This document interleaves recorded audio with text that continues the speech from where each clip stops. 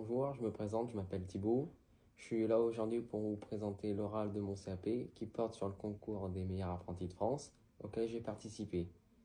Donc la maquette est la fontaine de Bocuse en hommage au restaurateur lyonnais, donc un chef étoilé.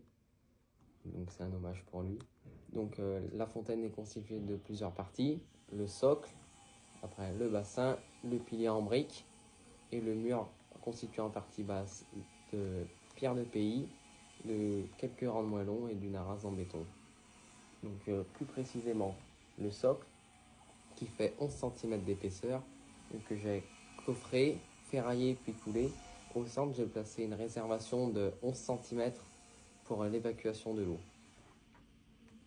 Donc après, nous avons les piliers en briques. Donc avant d'attaquer les piliers, on a implanté les piliers en bas.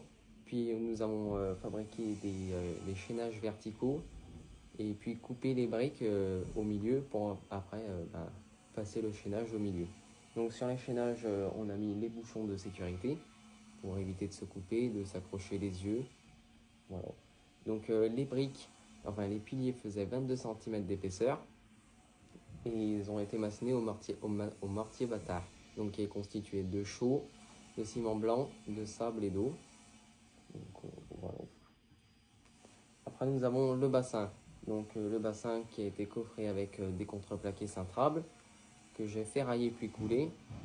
Une fois le bassin sec, j'ai posé dessus le couronnement en briques rouges avec les joints qui faisaient environ 5 cm d'épaisseur.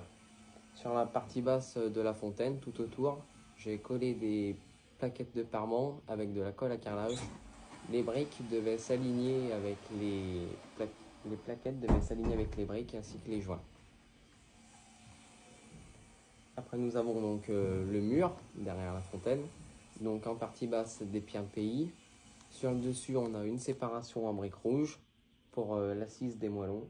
Donc après il y avait quelques rangs de moellons qui faisaient 15, 20, 50. Sur le dessus des moellons j'ai coffré une arase en arrondi et puis coulé au béton pour l'assise de la voûte. Donc après on peut voir encore une fois pareil sur les serre-joints on a les bouchons de sécurité. Ok. Donc du coup après sur la rase on a positionné les briques de rouge, donc la voûte qui relie les deux piliers. Et Dans la rase? dans la rase j'ai positionné une ferraille, donc un chaînage horizontal pour réunir les autres piliers. D'accord. Donc après nous avons les enduits, donc constitués de 3 couches, le gobetis, le dégrossi et la finition. Une fois la finition sèche, j'ai implanté mes bandes rouges. Donc une fois ça fait, j'ai préparé du badigeon. Donc le badigeon est constitué de chaux blanches, de cica latex et d'eau, et que j'ai appliqué avec un pinceau. Ok.